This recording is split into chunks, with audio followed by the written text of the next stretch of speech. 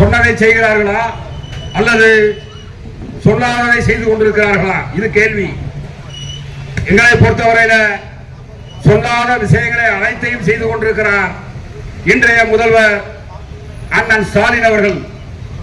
நாங்கள் கேட்க விரும்புவது, தமிழகத்திலே வறுமை கோட்டிற்கு கீழே இருக்கக்கூடிய நபர்கள் யார்? இதுதான் நாங்கள் முன்வைக்க விரும்புகிறோம். நாங்கள் 2024ஆம் ஆண்டு தகவல் அறிவு உரிமை சட்டத்தில் போக்குவரத்து கழகத்திலே பணியாற்றி ஓய்வு பெற்றிருக்கிற குடும்ப ஓய்வு ஊதியர்கள் எத்தனை தொழிலாளர்கள் அரசு ஆணைக்கு உட்பட்டு 3050 ரூபாயை பெறுகிற தொழிலாளிகள் என்று நாங்கள் கேட்டோம்.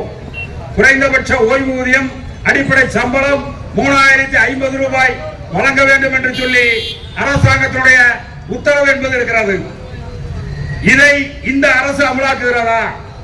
அரசு போட்ட உத்தரவே இவர்கள் அமலாக்குகிறாளா? இதோ இருக்கிறது, பக்கத்தில் இருக்கிறது பொறுப்பாட்சியருடைய அலுவலகம், பென்ஷன் ட்ரஸ்ட்.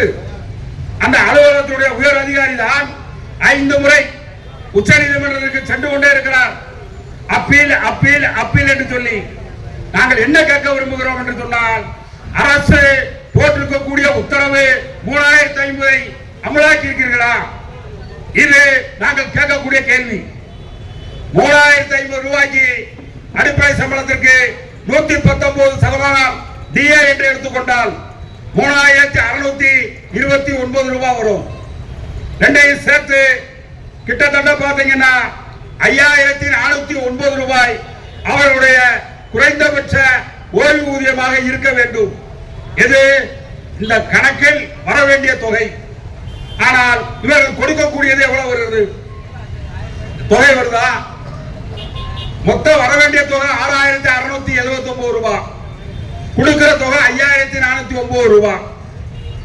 1000 ரூபாய் வித்தியாசம். அரசு போட்ட உத்தரவின் அடிப்படையிலேயே இது பொருத்தமில்லை என்று சுட்டிக்காட்ட கடமைப்படுறான். ஏதாவது நாங்கள் தகவல் உரிமை சட்டத்தில் எழுதி கேட்டால் இங்க இருக்கக்கூடிய அங்க பொறுப்பு ஆட்சியர் வருத்தப்படுகிறார். என்ன இப்படி தகவலா கேட்கிறீங்க? மொத்தம் எத்தனை தொழிலாளிகள் என்று சொன்னால் மாநிலம் முழுவதும் 5085 பேர் 3050 ரூபாய்க்கு கீழே வாங்கக்கூடிய ஊழியர்கள். கேட்க விரும்புகிறோம், 6000 என்று சொன்னால் 6000 ரூபாய் என்று சொன்னால் ஒரு நாளைக்கு 200 ரூபாய். இதை வைத்துக் கொண்டு வாழ்க்கை நடத்த முடியுமா? நான் கேட்கல. மதுரை உயர் நீதிமன்றத்தோட ஒரு நீதிபதி இருக்கிறார். இது என்ன தொகை? இந்த தொகையை வைத்துக் கொண்டு அவர்கள் எப்படி வாழ்க்கை நடத்த முடியும்? நடத்த இயலாது. எனவே நாங்கள் சொல்லுகிறோம், இது பொருத்தமில்லை. நாம் மத்திய அரசாங்கத்தினுடைய ஊழியர்களுக்கு, மாநில அரசு ஊழியர்களுக்கு 7850 ரூபாய் மினிமம் பென்ஷன் 9000 ரூபாயாக உயர்த்தி கொடுக்க வேண்டும் என்பது அவருடைய கோரிக்கை. நம்ம அந்த இடத்துக்கே போல 3050 அமலாக்கு, அதுவே அமலாகல. குடும்ப ஓய்வூதியம் அமர்ந்திருக்கிறார்கள். இவர்கள் படக்கூடிய சிரமம் எல்லாம் பயங்கரமான கஷ்டம். சரியா? யோசிக்க வேண்டாமா? அமலாக்காத சொல்லாத விஷயத்தை ஸ்டாலின் அமலாக்கி கொண்டிருக்கிறார்.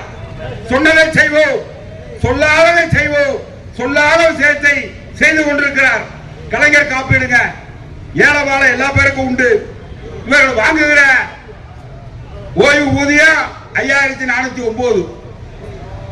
ஒரு போக்குவரத்து கழகத்தில் வேலை பார்த்து இறந்தவர்கள் வாங்குகிற தொழிலாளர் குடும்பம் வாங்குகிற தொகை 5409.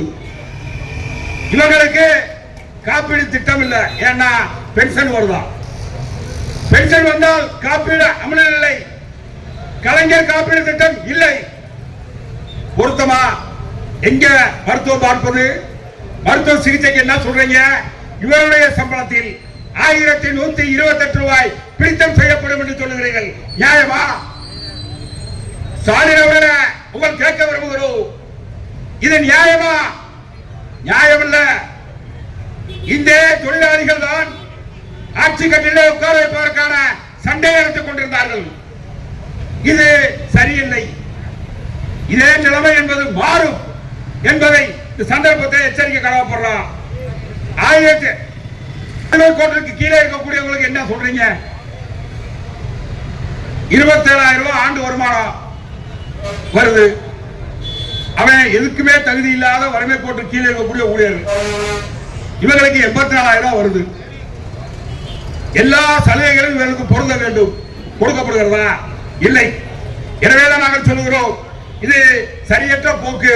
இந்த போக்குகளை மாற்றிக்கொள்ள வேண்டும். நாங்கள் இங்கே உட்கார்ந்திருக்கக்கூடிய தலைவர்களை நான் கேட்க விரும்புகிறேன். போராட்டம் அறிவிச்சீங்க. பல்லாயிரக்கணக்கான தொழிலாளர்கள் கூட்ட முடிகிறது, வருகிறார்கள். இப்போது பத்திரிகையிலே ஒரு செய்தியை மாநில அரசாங்கம் எடுக்கக்கூடிய நடவடிக்கையின் காரணமாக நம்முடைய தலைவர்கள் ஒரு செய்தியை சொன்னாங்க. நீங்கள் எந்த ஆயுதத்தை எடுக்கிறீர்களோ அதே ஆயுதத்தை நாங்கள் எடுக்க முடியும். நாங்கள் சொல்ல விரும்புவது அதுதான்.